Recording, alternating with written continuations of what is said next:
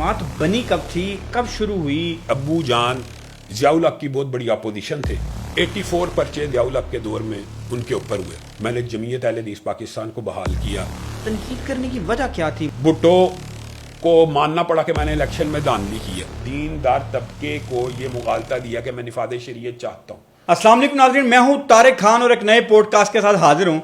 आज अमूमी तौर पे मैं मजहबी शख्सियात के साथ पॉडकास्ट और मजहब पे गुफ्तगू करने से पॉडकास्ट में गुरेज करता हूँ, लेकिन एक ऐसी शख्सियत जो मेरे लिए बड़े भाई का दर्जा रखती है, उनसे मैंने रिक्वेस्ट की, उनसे पॉलिटिकल सियासी गुफ्तगू भी करेंगे और कुछ ना कुछ मजहबी गुफ्तगू भी कर लेंगे, लेकिन इनका जो ज़्यादातर गुफ्तगू जो है आपके मसाइल, सियासत और कहीं ना कहीं कुछ मदद पे भी गुफ्तगू करेंगे। हशाम भाई, आपका बहुत शुक्रिया कि आपने पॉडकास्ट के लिए वक्त निकाला। कैसे हैं सर, कैसे गुजर रही है? अल्लाह का करम। अल्लाह ये का बताएं कि ये जो जमीयत अहले हदीस की जो आप सदारत कर रहे हैं, ये आपकी जमात बनी कब थी, कब शुरू हुई और आप इसके सदर कब बने? आपका एजेंडा क्या है, आप सोचते क्या हैं, आपका विजन क्या है? बिस्मिल्लाहिर्रहमानिर्रहीम। तारिक भाई, सबसे पहले तो आपका शुक्रगुजार हूँ कि आपने दावत दी। जो आपने सवाल किया है, जमीयत अहले हदीस की बुनियाद 80s के अवाइल में अल्लामा एहसान इलाही ज़हीर शहीद रहिमहुल्लाह ने रखी। वो इस जमात के बानी थे। उस वक़्त भी अहले हदीसों के अंदर एक जमात मौजूद थी पहले से, जो आज भी एग्जिस्ट करती है। तो उस जमात के साथ अबू जान के नज़रियात हम आहंग नहीं थे, और उसकी बहुत बड़ी वजह मुआशरे में लोगों को आम फहम इलम भी है कि अबू जान ज़ियाउल हक की बहुत बड़ी अपोजिशन थे, और वो जमात प्रो ज़ियाउल हक थी। वो मार्शल लॉ एडमिनिस्ट्रेटर के हामी थे, मौलाना मोइनुद्दीन लखवी रहिमहुल्लाह और मौलाना फजल हक रहिमहुल्लाह। उनकी जमात का नाम मरकज़ी जमीयत था। तो अबू जान उनके साथ ना चल सके, और उनके ज़ाहिर है फिर हम असरी जो रकाबत होती है वो भी होती है। फिर पर्चे जब ज़ियाउल हक की मुखालफत की, ज़ियाउल हक ने पर्चे कटवाना शुरू किए, तो उनमें से बहुत से पर्चों की मुद्दईयत मरकज़ी जमीयत वालों की तरफ से थी। हत्ता कि अबू जान के ऊपर जो कत्ल का पर्चा भी हुआ, जायदाद की कुर्की के आर्डर, 84 पर्चे ज़ियाउल हक के दौर में उनके ऊपर हुए। तो इन बातों से अपनी ही जमात और अपने मसलक की एक जमात के जो ये रवैया था और तर्ज अमल था, इससे अबू जान ने बगावत की और जमीयत अहले हदीस के नाम से एक जमात की बुनियाद रखी, जिसकी आपको पता है कि उस वक़्त फिर पॉपुलैरिटी और मकबूलियत इतनी बढ़ी कि दूसरी जमात का लोग नाम तक भूल गए, और उन्होंने मोची दरवाज़ा, धोबी घाट, जो कंपनी बाग और मुख्तलिफ पाकिस्तान के जो बड़े बागात हैं, जहाँ पे लियाकत बाग, जहाँ पे जलसा है आम हुआ करते थे, 18 बड़े जलसा आम किए। तो फिर अल्लाह के फजल और रहमत से उस वक़्त सिर्फ अहले हदीसों की नुमाइंदा जमात जमीयत अहले हदीस ही रह गई। लेकिन फिर अल्लामा एहसान इलाही ज़हीर शहीद एक सानहे में, आपको पता ही है, वो बम ब्लास्ट हुआ किला लक्ष्मण सिंह रावी रोड के ऊपर, तो वो दुनिया से चले गए। तो फिर दूसरी जमात को दोबारा पनपने का मौका मिल गया। आज से तकरीबन 2.5 साल कबल मैंने ज़ाहिर तलीम का, उस वक़्त मेरी उम्र 8 साल थी, तो तलीम के मराहल तय करते करते ये फ़ैसला किया कि इस जमात के साथ चलना अब मुश्किल है। और उस जमात के उस वक़्त अमीर प्रोफेसर साजिद मीर साहब थे और हाफ़िज़ अब्दुल करीम साहब थे। उनके साथ कुछ देर में चला, लेकिन वो इत्तेहाद देर पा साबित ना हो सका। नज़रियाती इख्तलाफ जो अबू जान के उनकी जमात के साथ मौजूद थे, वो मेरे भी मौजूद थे। तो 2.5 साल कबल मैंने जमीयत अहले हदीस पाकिस्तान को बहाल किया। 2 लाख से ज़ायद अहले हदीसों ने इसकी रुकनीत अदहुद, यानी मैंने अभी कंपेन भी नहीं की, सिर्फ बहाल करने का ऐलान किया, तो लोग आए और वो जमात में तेज़ गोल जोक दर जोक शामिल हुए। तो उसके बाद फिर उनसे राय पूछी गई कि कौन जमीयत अहले हदीस को, ज़ाहिर बहाल मैंने किया, तो सब ने मेरे नाम के ऊपर इत्तफाक किया। तो इस तरह मैं सदर बना। अब उसका जो दस्तूर है, मंशूर है, उसके अंदर 5 साल बाद जो इलेक्शन है, अभी मेरी मुद्दत हो गई है 2-2.5 साल के बाद दोबारा इलेक्शन होंगे।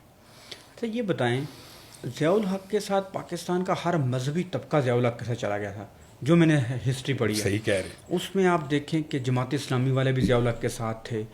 उसमें आप देखें कि जो PNA की वो मूवमेंट जो भुट्टो के ख़िलाफ़ चली थी, उसमें तकरीबन लगभग सारे लोग ही जाके ज़ियाउल हक के मास व ये मौलाना फजल वगैरह के बाकी सारे उनकी गोद में जाके बैठ गए थे।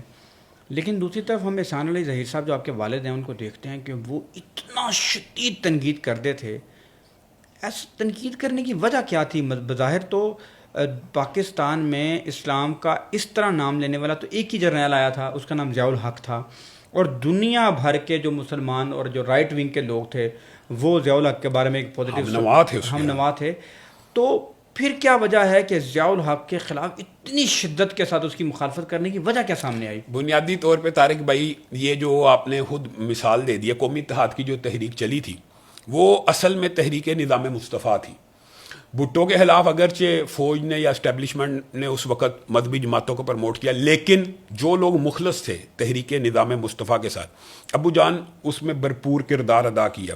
آپ کو پتہ عسکر خان بھی تھا اور مولانا فضل الرحمن مفتی محمود کی جماعت کا ایک بڑا ویٹ تھا.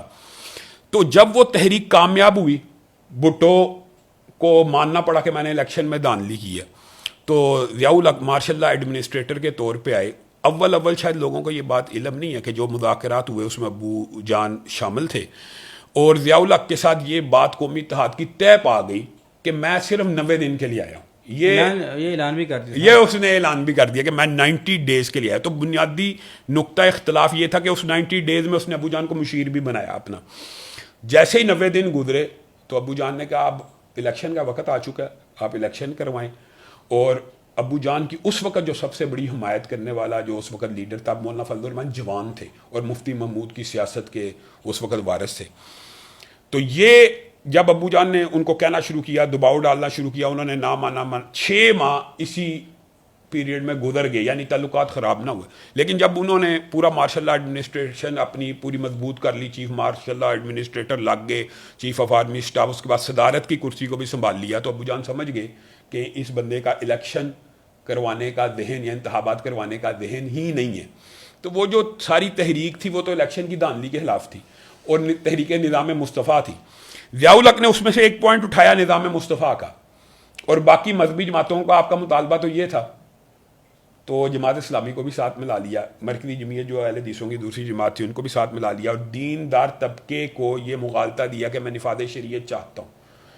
اور اس وقت اس نے یہ نعرہ بڑے شد و مت سے لگایا، تو مذہبی جماعتیں اس کے ساتھ ہم آہنگ ہو گئی. لیکن ابو جان مولانا فضل الرحمن MRD ایک اتحاد بنا، اس نے پھر ضیاء الحق کے خلاف جب ایجیٹیشن شروع کی تو وہاں پہ وہ معرکۃ الآراء تقاریر آج بھی سوشل میڈیا کے اوپر، نہ نیند نہ رات چین نہ پیاویں نہ کٹے، کیا تقریریں، کیا تقریریں پھر ابو جان کی معروف ہو گئی. اور انہوں نے کہا جب خاص طور پہ جو آخری ایام میں جب انڈیا کے ساتھ بڑا کانفلکٹ تھا تو ضیاء الحق صاحب نے ایک بیان دیا کہ سیاچین میں تو گھاس نہیں اگتی. تو ابو جان نے کہا گھاس تو آپ کے سر پہ بھی نہیں اگتی، تو سیاچین اگر دینا ہے تو اپنا سر بھی دے دیجیے ان کو.